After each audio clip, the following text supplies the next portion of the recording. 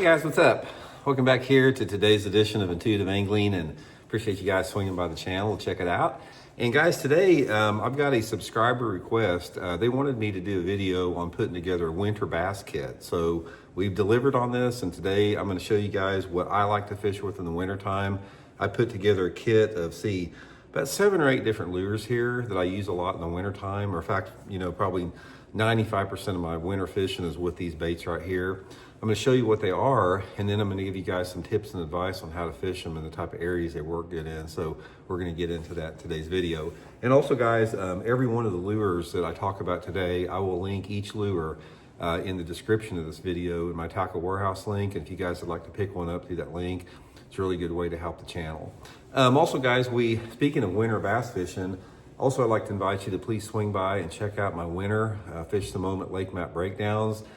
These are places you can take my baits I'm talking about today and go straight to these places. I'll give you GPS waypoints on these maps. You can get some good winter fishing places.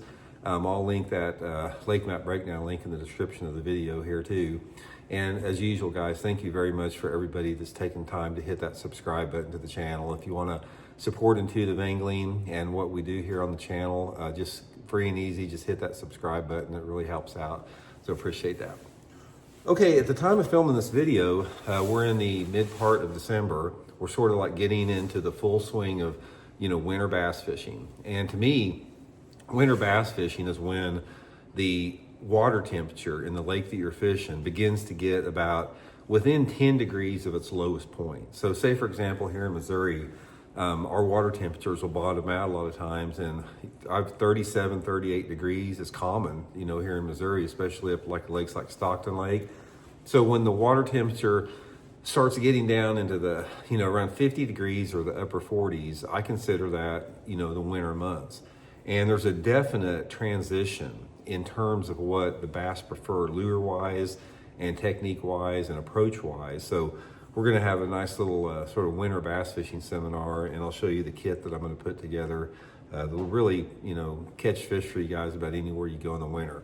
Now, what we're talking about here, the winter bass kit that I'm putting together, it's not going to apply to like the southern tier states. So if you guys are living in Fish Sam Rayburn and Toledo Bend and Florida lakes and that type of deal, that's a completely different type of winter fishing. This is more for the typical man-made impoundments where you have rock and wood and where water temperatures get in the 40s and 50s in the wintertime.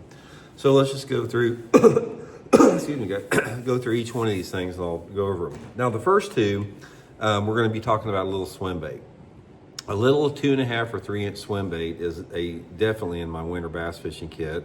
And there's 2 different ones I use, and I use both of them on the Megabass okashira head here. Sometimes I'll use that core tackle hover rig head depending upon how deep I'm fishing. But the Megabass okashira head, again, I'll link all this stuff in the description. And then I've got the 2.25 inch, they call it the 2.4 inch Kitech swim bait. And then this is the Megabass Spark Shad, the 3 inch model here. So how I fish these 2 baits are a little bit different. If I'm fishing for what I consider the bass to be suspended, I like the little Kitech. There's something about the little ribbed 2.4 inch Kitech that works really good on suspended fish. But if those fish are hugging closer to the bottom, I like the Spark Shad. There's something about it. This thing crawled along the bottom. I catch a lot of fish on it. But these little 2 things are my 2 main swim baits for wintertime fishing. So prime example of what we're looking for here, and so much of what we're talking here, guys, is point associated, because main lake and secondary points are the #1 wintertime bass habitat for a lake, for any man-made lake across the country. So let's say, for example, I pull up on a good point. The first thing I'm going to do is graph it with my 2D sonar, and I'm going to look for presence of any bait fish. And this is going to be true for about any lure that I'm talking about here, so I'll just cover it one time. But I'm going to be looking for bait balls, and I'll graph out in anywhere between say 20 to 60 foot of water, depending upon how clear the water is. And if I see bait balls, that are down 10 or 15 or 20 or 30 feet, I'll take a little 2.4 inch Kitech. I'll throw it out in the general vicinity where I saw, the bait balls, count it down to that area, and just reel it suspended through the water column. Now, if I get out on those points and don't see any bait fish, I don't give up on the point. What I do at that point, I want to concentrate on the bottom, because a lot of times you can't see the fish on the bottom, even with your electronics. And that's when I'll take the spark shad here and I'll cast it out there, again, depending upon the water clarity, let the spark shad go all the way to the bottom, and I'm just slow cranking it. And I'm trying to keep it, anywhere between on the bottom to maybe 6 inches off the bottom. So, it'll be going along the bottom, and it'll slowly start coming up, and I'll let it drop back down. Just keep it close to the bottom where, you cast it out there and you reel it a few times and you lose contact with the bottom. Let it fall back down until it hits the bottom, and then start cranking it again. It'll slowly start coming up. Deadly way to catch them. Now, speaking of water clarity, before we get into the rest of them, your fishing in the wintertime is always going to be better in a more clear water environment. So when I'm talking about these lures here, I'm talking about fishing lakes that normally have water visibility of at least around 2.5 feet or so. That's going to be sort of the 2.5 feet is about the minimum water clarity I like in the wintertime, especially if the water visibilities are in the 40s. And if you have like a depth range, say for example, your water visibility is 2 to 3 feet, you're going to have a lot of fish using that 10 to 20 foot zone in the wintertime. If your water visibility is like 3 to 5 foot clarity, it could be a little bit deeper. You might get down to 25, 30, 35 foot of water. And if you got real clear water, say your water visibility is over 5 foot, then you may have bass down as deep as 60 feet on the bottom and suspended as well. So that's a topic for another video, but I just wanted to get into that. Little swim bait. Okay, the next thing we're going to talk about, now this is going to be for the same type of deal, a couple other type of areas, is some type of a blade bait or a jigging spoon. This is a 1/4 ounce jigging spoon. I prefer white in the wintertime. I catch a lot more fish on white. And this is the Megabass Dyna Response blade bait here. So both of these lures I'm fishing pretty much vertical. Now, sometimes I'll pitch it in front of the boat a little bit, but this is for being around those fish that are right underneath the boat. So here's what I'm looking for with that. And I'll mix it up between the two. It's like I use the Dyna Response blade bait and the jigging spoon in the exact same situations. One day they may prefer the blade bait, the next day they may want the spoon. Generally, what happens for me is if you have a cloudy day, they really like the spoon, especially a white one. And if you have a little bit more brighter light intensity, like a sunny or partly cloudy day, the blade bait will outproduce the spoons. But the area that I'm going to talk about here is the same for both. Okay, another point related type of a structure here. What I'm looking for when I fish a blade bait on points or spoon is I'm not really concentrating on any type of fish that I see. I'm concentrating on either some type of a break or some type of submergent timber. If I'm on a point, especially that's close to a creek channel, and I've got submerged timber like we have here in the Ozarks, where a lot of the timber grows out of 45 to 60 foot of water, and it may come to 20 or 30 foot from the top, I'll take the blade bait and the spoon, I'll pitch it out there, let it sink down to where I think it's at the top of those treetops, and just vertical jig it straight up underneath the boat. But if they're not on it, one of the ways I do is I cover water on points with it. So I'll get out, say for example, I'm coming up on a good point. I'll stop maybe 50 yards before the point starts. I'll pull out the blade bait and the spoon, and I'll start working the depth where I think the fish are going to be based upon the water clarity. I'll take the spoon out there and I'll make a pitch, like a 10 or 20 foot pitch in front of the boat, and the boat's slowly moving forward. And as I pitch it out there, I'm free spooling the line down until it hits the bottom, and then I'm just pumping it off the bottom like that, just pumping it about 2 foot off the bottom, letting it go down. I'll pump it off the bottom like that for maybe, I don't know, probably 5 or 10 times. And if I don't get a bite, I'll just reel it in, make another pitch, maybe to the left side of the boat or the right side of the boat. Same thing, pitch it out there about 10 or 20 foot, let it go down, engage my reel handle, and just go poop, just like that.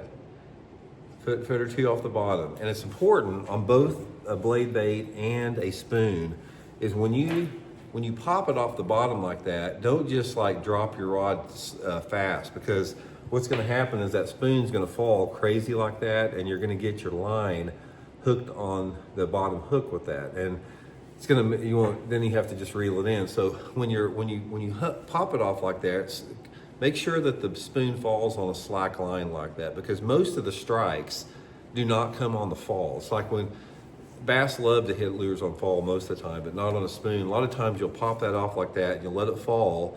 And as soon as you pop it like that, it's like, we'll just be on it. As soon as you jerk it up off the bottom. So that spoon, deadly way to catch them in the wintertime. Another thing about a spoon that'll help you guys out is a spoon is a really good bait if it's super, super cold out. Say you get out there and it's one of those mornings you're just freezing your butt off. It's 20 degrees, and especially if you don't have much wind, that's when a spoon really works good. Okay, the next two guys are my favorite. Everybody knows this, are a Finesse jerkbait.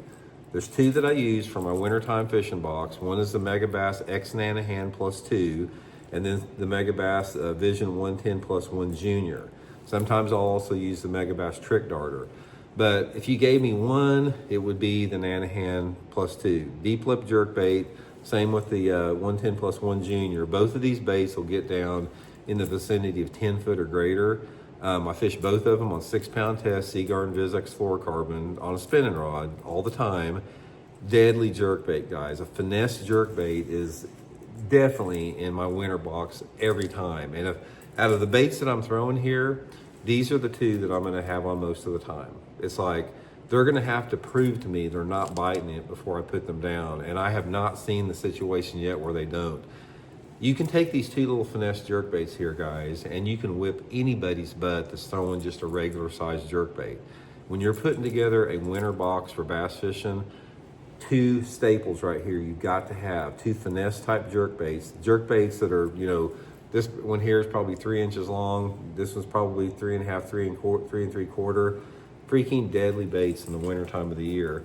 And I'll fish the jerkbaits in about any type of a scenario. I'll just go down, I can catch them on a riprap bank, I can catch them on a bluff bank, catch them on a channel bank, catch them on the points. They work anywhere. Anywhere that you think there's a bass, they will work.